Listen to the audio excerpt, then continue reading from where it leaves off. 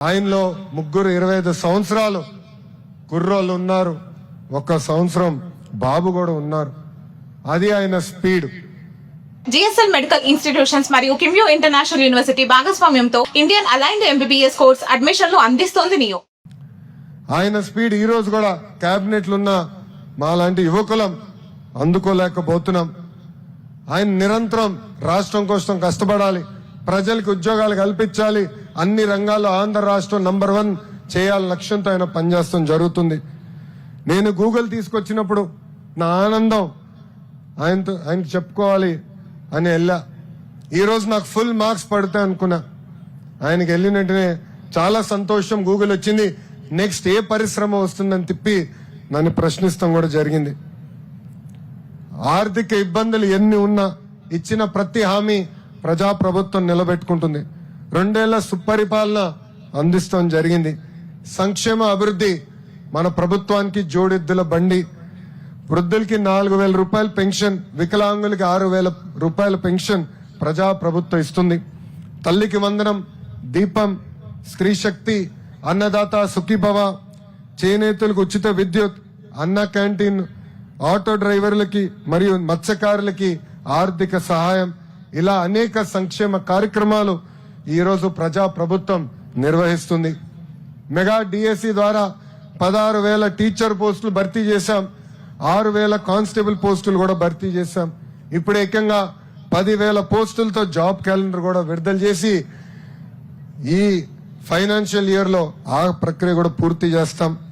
ఒకే రాజధాని అభివృద్ధి వికేంద్రీకరణ ప్రజా ప్రభుత్వం విధానం. దేశానికి 100 రూపాయలు పెట్టుబడులు వస్తే దాంట్లో 25 రూపాయలు ఈరోజు ఆంధ్ర రాష్ట్రాన్ని వెతుక్కుంటూ వస్తుంది.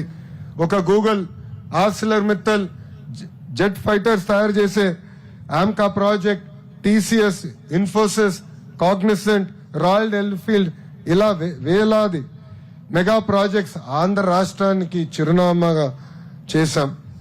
నేను పాదయాత్రలో మోహన అనే ఒక తల్లిని కలిసా. ఆమె రోడ్ పక్కన కూర్చుని 30 సంవత్సరాలు అక్కడ బజ్జీలు వేస్తూ రూపాయి జమ చేర్చి ఆమెకున్న 2 బిడ్డల్ని అద్భుతంగా చదివించింది. మోహనాన్ని నేను కలిసినప్పుడు ఆమె ఒకటి అడిగాను, అమ్మా ప్రభుత్వం నుంచి మీరేం ఆశిస్తున్నారంటే అప్పుడు ఆమె చెప్పింది, ప్రభుత్వం నుంచి నాకు సంక్షేమ కార్యక్రమాలు అవసరం లేదు, నాకున్న 2 బిడ్డలకి ఉద్యోగాలు కల్పించండి.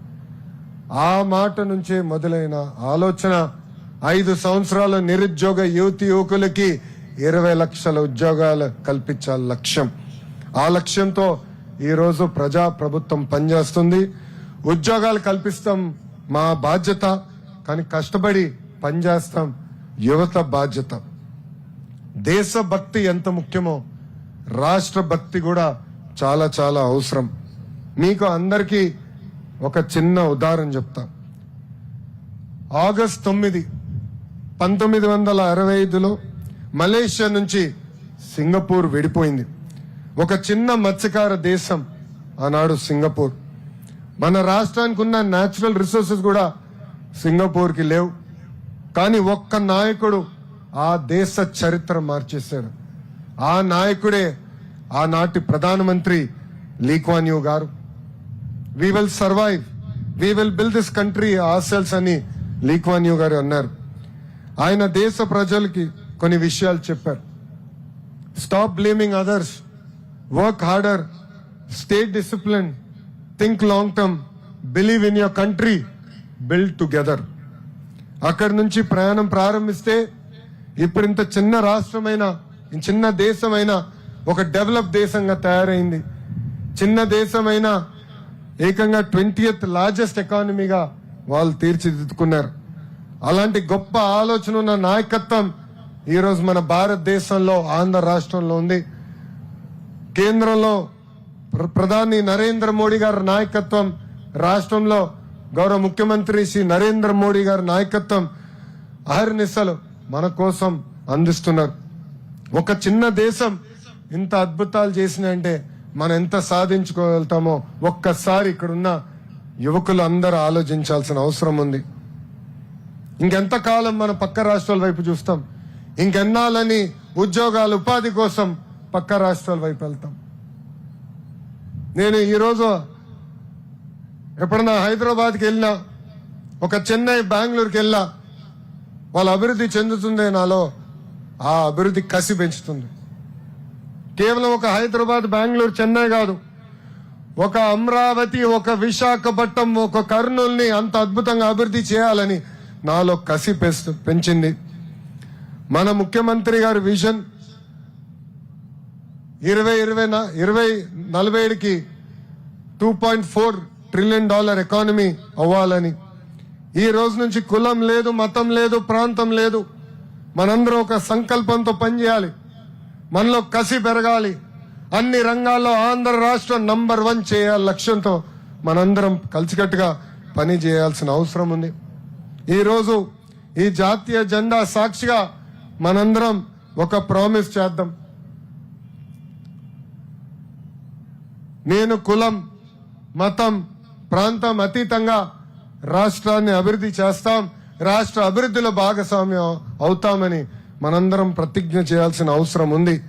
నా రాష్ట్రం అన్ని రంగాల్లో నంబర్ 1 అయ్యే వరకు ఒక కసితో, ఒక పట్టుదలతో పని చేస్తానని ప్రతిజ్ఞ చేయాలని ఇక్కడున్న పిల్లలందరికీ నేను పిలిపిస్తున్నా. చివరిగా స్వర్ణాంధ్ర విజన్ కి తగ్గట్టుగా ఎన్టీఆర్ జిల్లాని అన్ని రంగాల్లో ప్రజా ప్రభుత్వం అద్భుతంగా అభివృద్ధి చేస్తుంది. జిల్లా అభివృద్ధి కోసం ప్రత్యేకంగా సెంట్రల్ నియోజకవర్గ అభివృద్ధి కోసం ఆర్నిస్లు కష్టపడుతున్న ఎమ్మెల్యే గారికి, ఎంపీ గారికి, అదేవిధంగా జిల్లా అభివృద్ధి కోసం పనిచేస్తున్న కలెక్టర్ గారికి, ఎస్పీ గారికి, అన్ని శాఖల అధికారులకి పేరు పేరున నా హృదయపూర్వక ధన్యవాదాలు తెలుపుకుంటూ, అక్కడి నుంచి ప్రయాణం ప్రారంభిస్తే ఇప్పుడు ఇంత చిన్న రాష్ట్రమైన, చిన్న దేశమైన ఒక డెవలప్ దేశంగా తయారైంది. చిన్న దేశమైన ఏకంగా 20th లార్జెస్ట్ ఎకానమీగా వాళ్ళు తీర్చిదిద్దుకున్నారు. అలాంటి గొప్ప ఆలోచన ఉన్న నాయకత్వం ఈరోజు మన భారతదేశంలో, ఆంధ్ర రాష్ట్రంలో ఉంది. ఏ ఆలోచనతో అయితే ప్రజా ప్రభుత్వం ప్రజల కోసం పనిచేస్తుందో అది ప్రజలందరూ గమనించాలని ఈ సభాముఖంగా కోరుకుంటూ, ఒక కసితో, ఒక పట్టుదలతో రాబోయే రోజులు పక్క రాష్ట్ర ప్రజలు మన వైపు చూసి, ఆంధ్ర రాష్ట్ర వైపు చూసి అసూయపడే విధంగా మనందరం కలిసికట్టుగా పనిచేయాలని, ఒక్క కమిట్మెంట్ తో రాష్ట్రాన్ని ముందలు తీసుకెళ్లాలని ఈ సభాముఖం మిమ్మల్ని అందరినీ కోరుకుంటూ, నాకింత అద్భుతమైన అవకాశం ఇచ్చిన ఎన్టీఆర్ జిల్లా ప్రజలందరికీ పేరు పేరున నా ఉదయపూర్వక ధన్యవాదాలు తెలుపుకుంటూ మీ అందరి దగ్గర నుంచి సెలవు తీసుకుంటున్నాం. వందే వందే వందే, జై హింద్, జై హింద్, జై హింద్. అందరికీ నమస్కారం.